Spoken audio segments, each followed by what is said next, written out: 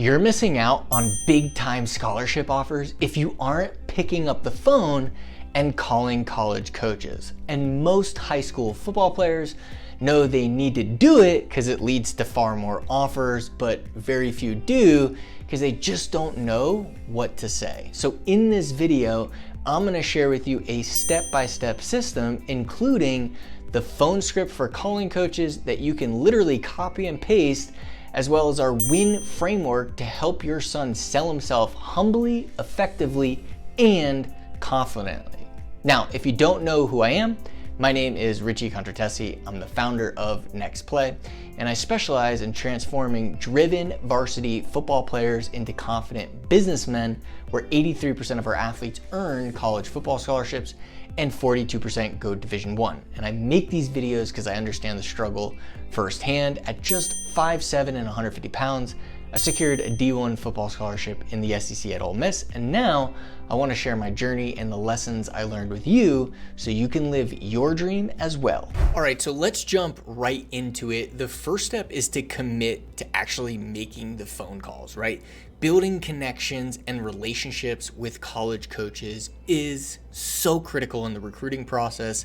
And if you're just relying on DMs and texts, you're really cutting yourself short, right? It shows you're committed, and in the NIL portal era, this is more important than ever before. And with the portal the way it is today, coaches weigh commitment extremely high, right? Some people say it's only about talent. Well, I'm here to tell you right now that if anybody says that, first of all, you can't paint all coaches with a broad brush. And that's just not reality in today. Do you need to be able to play? Yes. Do you need to be talented? Of course. But there's hundreds of thousands of talented kids, right? So you got to get in front of them. You got to get them on the phone. You've got to get them to believe in you. And all it takes is one coach to believe in you, right? It's also important to have the mindset that this interaction is an interview for both sides, and you aren't just begging for a scholarship, right? So many athletes are like, oh, I'm scared to make calls because it's about what I'm gonna get. And no, like, you have to start thinking you're valuable, right? You're valuable, and it's not just what you're gonna get, it's what are the coaches gonna get from you being at their school, right? How are you gonna impact their life, help them win, help them improve their coaching career, right? These are the things that you've got to start thinking about, instead of just like, oh, I'm taking this coach's time, I'm taking away from them. No, they want to find the best people, and you're helping them do it. So step 2, here's the script to start the call. All right. So thank you, coach, whatever their last name is, for taking the time out of your busy schedule to speak with me. I did a bunch of research on your offense, defense, special teams. Now, this is really important, right? If you're just generic, if you haven't done any research, if you know nothing, then more than likely the coach is going to have to go to a meeting, have to do anything. Really, they're just saying that to get you off the phone. So you've got to talk about them and that you've done your research. And more than likely, when you do this, they're going to give you the time to at least hear you out, right? So I did a bunch of research on your offense, or you run XYZ type of offense, and love the way that you blank, blank, blank, right? I love the way I noticed that I did a bunch of research on your offense and love the way that you run a RPO style spread. I think my skill set of blank at slot receiver could help the team dramatically, but you know more than me about the team. So I'm really looking forward to learning about you, the team, and your program to see if there's a good fit, right? So you make it about them, you make it about their offense or their defense or their special teams, and how you can fit in, how you can actually help them. And when you do this, they're going to listen. They're going to be like, wow, like, first of all, I've never had a call like this ever before. And number 2, you just,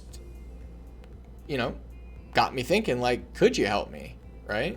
So this is how you start it. Don't overthink it, but you've got to do a little bit of research, know what they do, and have an idea of how you can help them. And the coach is going to listen to you. Okay, cool.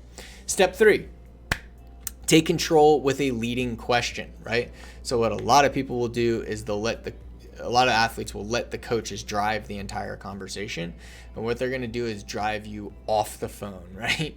And what you want to do is learn about the coach and how you can help, so that you can sell yourself, essentially, right? So the more you take control and ask the questions, the better off you're going to be. So here's a great question you can go into. So I'm curious, what qualities do you look for in a player for slot receiver? What qualities for kicker, right? What are you currently looking for? This finds out, one, are they looking? Two, and what do they actually look for? So that when you are getting to the point where I'm going to get in a little bit, where you pitch yourself, you're actually pitching yourself that's relevant to what that coach wants. If you're just pitching yourself, which is what most athletes do, they send this long email or they call and they say this huge pitch about themselves, but you don't even know what the coaches want, then that coach is going to just roll their eyes back and not listen. Just like you would if someone pitched you on something that you didn't want, or you wasn't relevant to you because they didn't even ask you. They didn't even know what you're looking for, right?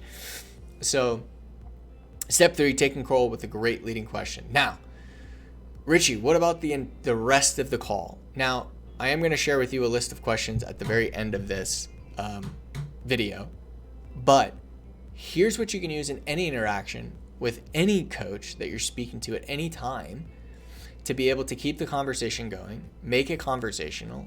You don't want it to be salesy. You don't want it to be like, scripted. So here's the framework. It's called WIN, W-I-N, and the W stands for want, right? So after he answers the first question, you'll want to jump into win, right? And you can always think win. I want to win the conversation, right? W, want.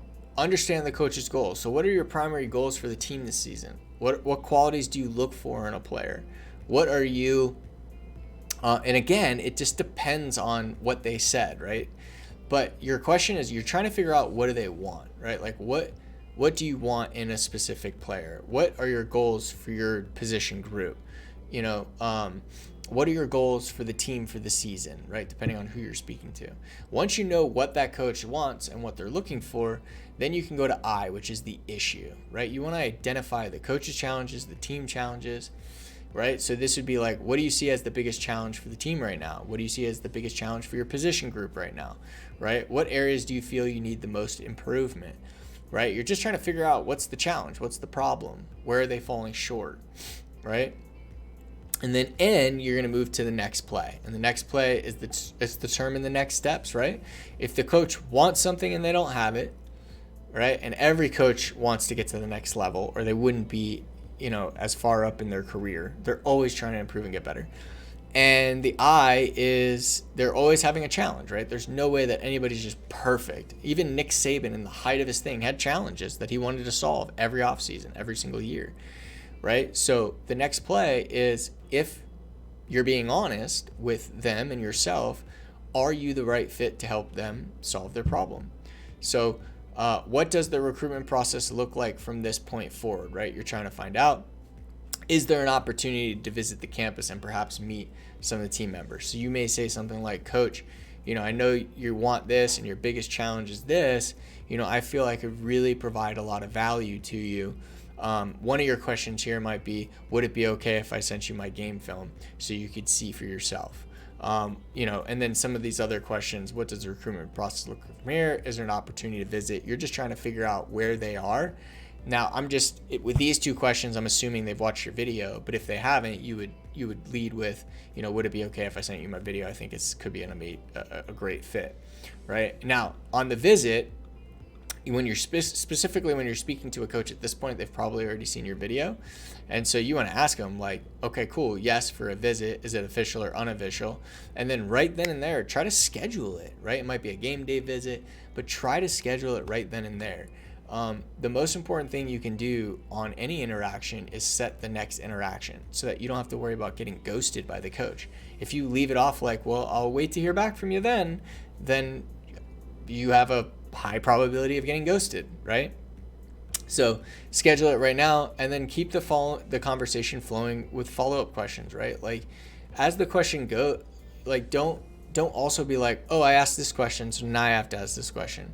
Like keep the conversation flowing as normal, right? And then don't jump to unrelated questions without addressing the coach's initial answer, right? So that's what I meant. Like don't start here, go here, go here. Like that doesn't make sense, right? You wouldn't do that in any other normal conversation with your friends. So you don't want to do it here. Most importantly, listen and be present. Be present with the coach, right?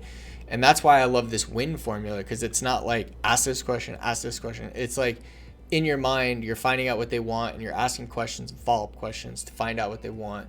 Then you're getting to the issue and you're asking questions, but you can stay present. You can care, you can listen, because if you don't, the coach is going to feel like you're scripted. They're going to jump off anyways. So don't want to do that. Step 5, scheduling your next play. So if they say yes on the visit, make sure to schedule the visit, right? Day, time, location. If you can, just go for it. Sometimes you can, sometimes you won't be able to, but go for it. If not, ask, when should I expect to hear back? Or more importantly, can we schedule another time to speak, right? So if the coach is like, hey, I don't know, cool, how much time do you need to figure out? Okay, I need a week. Okay, are you available next Thursday at 6 p.m.? Yes. Okay, perfect. Boom, put it on the calendar. It's a booked call, right?